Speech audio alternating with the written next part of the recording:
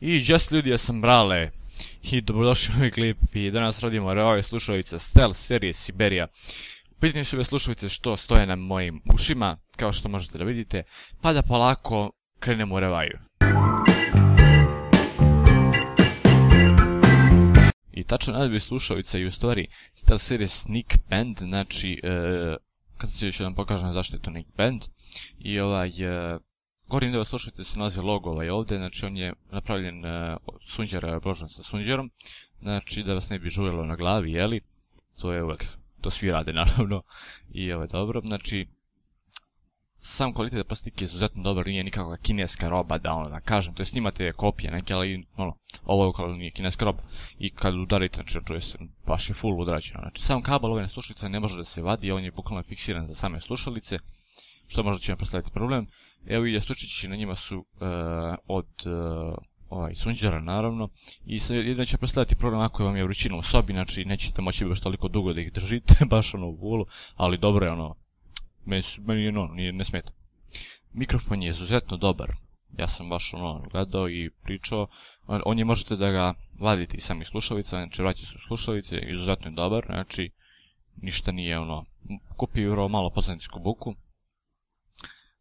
Samo ovo što sad pričamo je revabi, u stvari sa tim slušalicama sam snimio, jeli? Sa tim mikrofonom. Kao što možete da vidite ovdje ovaj prorez na zvučniku od slušalice je kao nešto kad idete recimo napolje da struji vetar kroz to, onda se ne bi nešto zagrijalo, nemam pojma, tako sam čitao. Kao što sam vidio, vidite ovdje restegljivo što sam sad rastezao, znači možete da stavite, ali ovo Sneak Band znači, kao što sam rekao, znači Sneak Band znači od pozadi se možete da ih stavite, to će vam biti izuzetno lepo ako stavite recimo nosite ih napolje, stavite na kačke neki, recimo stavite na telefon, iOS, neki sistem ili Android, ne što imate, stavite kačket i možete pozadi nije odozgo. Sam mikrofon je podesiv, znači možete ga podešavati da ga vraćate u slušalice i ništa neće smeta, neće ništa da pukne, tako da nećete imati problema oko toga, jeli.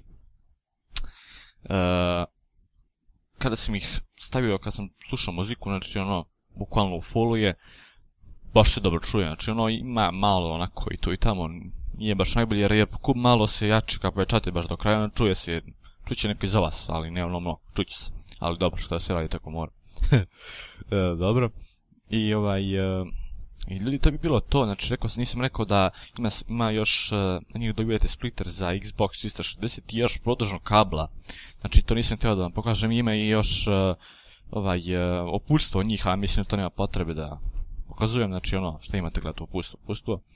jedino ako ne znate baš vi pogledajte, to naravno uvijek pogledajte. I to bi ljudi bilo to u ovom mini revive-u, znači ne znam se sam nešto uspio da obuhvatim neki deo malo ovamo, nije baš mnogo, ali da obuhvatim bar čisto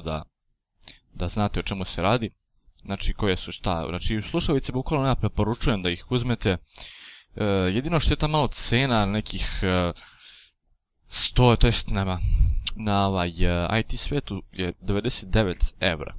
je cijena slušalice i možete nađete na Amazonu ili eBayu za neke sitne pare, ali to je bukvalno kopije ljudi, ne znam, nisam upoznat sa tim, a ovo nije kopije, ovo što sam ja uzeo, bukvalno nisu kopije,